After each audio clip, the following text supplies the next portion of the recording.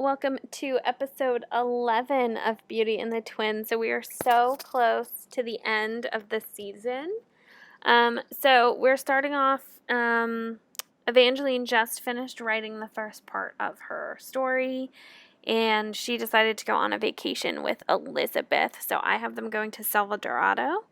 I have them staying there for 3 days. So we're going to start with a vacation with them. I think she needed some space to kind of clear her head and to kind of regroup after talking about the Jung side of the family tree.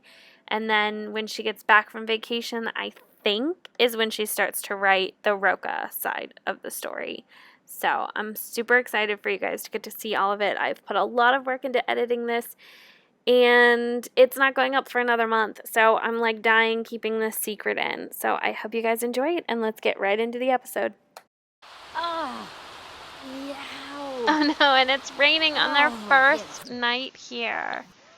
All right, so I'm going to go ahead and have them, I'm going to have her come here. I'm actually going to have her make dinner or lunch, I guess. I guess it's lunchtime.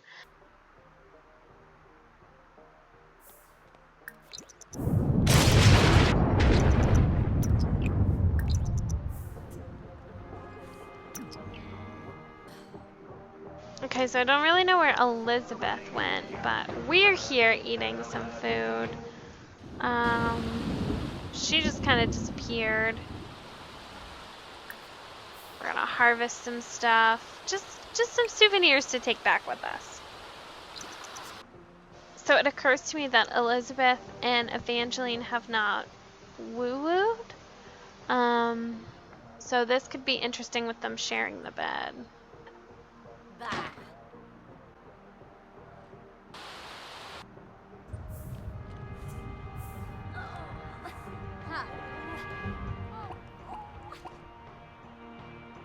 Yeah, we're just gonna let her go to the bathroom. We're just gonna come over here and get some sleep.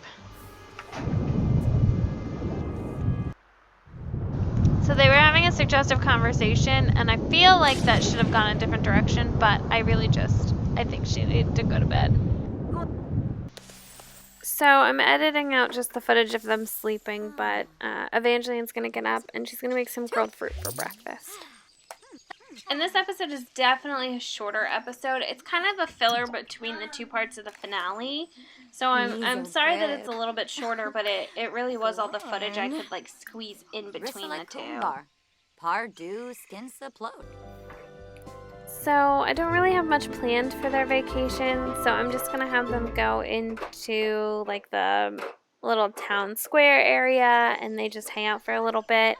I'm adding some of this audio post when I'm editing just because when I was recording I didn't really talk that much through it, and there's a lot of footage here, so I want to be able to use it.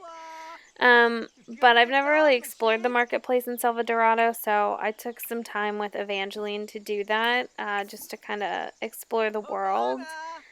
Typically I just take them and they stay in one of the houses, and that's really all I do with them. I don't go on the hiking or anything like that.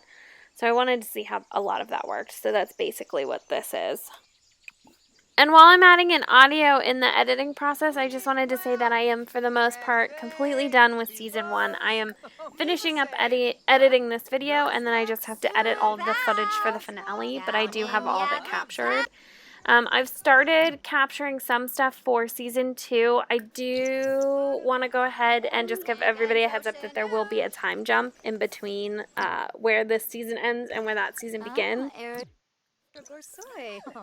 So she came across this stray dog when we were here, and we spent a lot of time playing with him and following him around. You guys will have to let me know in the comments down below if you think maybe she should eventually adopt him. I think he's super cute, but I didn't know if I wanted to go that route, but I feel like Evangeline of the two of them would be the one to have a pet. So let me know what you guys think in the comments down below. We can definitely work towards adopting him if we go that route. And then I think I sent her to the bar area and she kind of played some guitar. And I never ended up adopting the dog, but if you guys think that's a good route, we can definitely do that. So I still think that we could still eventually go down a music something or other for Evangeline on top of the writing. Like we could just keep her completely creative arts.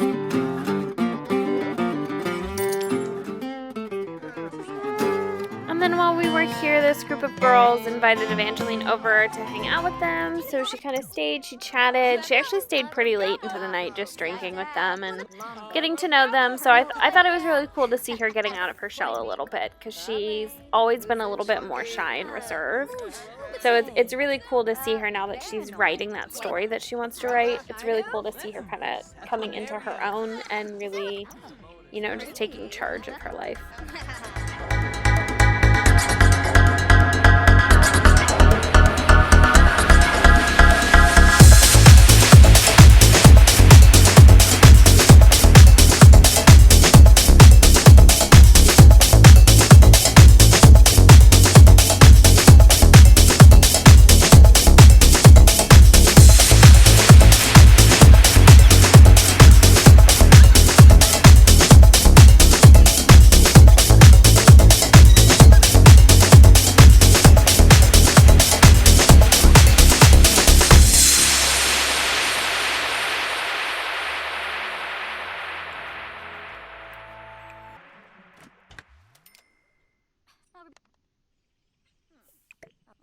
I just absolutely love these two. I can't help it. I know I originally shipped Sterling and Evangeline, but I don't think I could have picked a better sim for Evangeline than Elizabeth is. So I'm really happy that they found each other in game.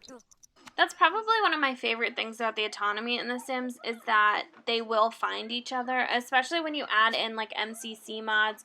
I need to get Slice of Life back, but once I add that back in, like they really will have autonomous relationships completely in the background.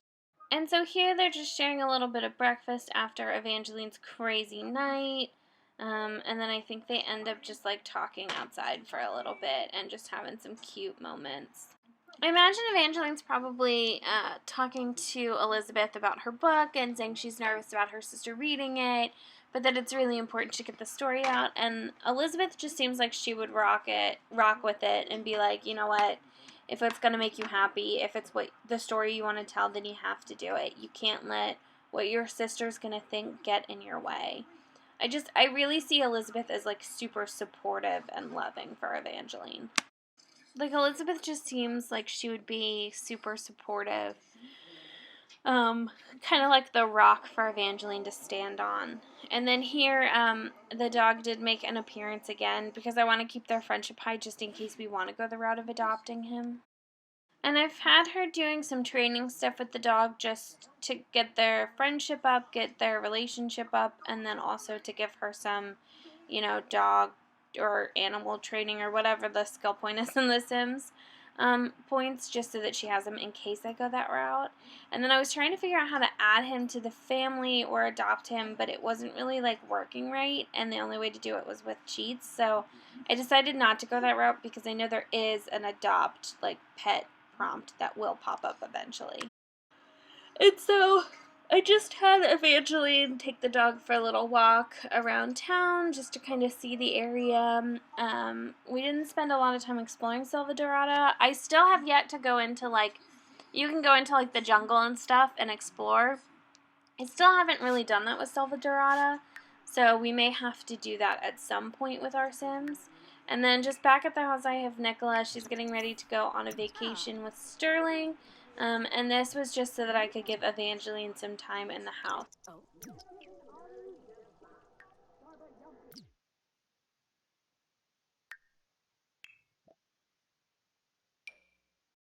And so I just sent them on a camping trip. I don't have too much footage of them on the camping trip because this was more about Evangeline. But I just have them doing some interactions, getting their, interacting established before I leave them alone. And so I just have them starting their vacation. I figure this is probably, a good place to go because they went camping on their first vacation when they, were first starting out in the area. And I think that even though they were super loving during this, I really do think that this is probably the last time that they'll have anything. Since we didn't have a Valentine's Day date for them, I wanted them to have something to be the last thing that kind of proves to them that this isn't really going to work. But And so now that they're getting along a little bit and they're kind of settled into the cabin, I go back to Evangeline to see her write her story. And so now Evangeline's going to write about the Roca family, which is her father's side of the family tree. And she took a little while to get started, and this is definitely the juicier part of the story. So I think she's really nervous about writing this portion of the story. And so here she's just, writing. You'll remember that when she talked about the Jung family, they were full, like, head to toe with actresses up the line. All of the women on that line have names that are, derived from, like, Nicole. So there's a Nicolette, a Nicoletta, all the way up that line up until, obviously, Phaedra. And so when she was writing about the Roca family, there's not a lot of information past their grandparents.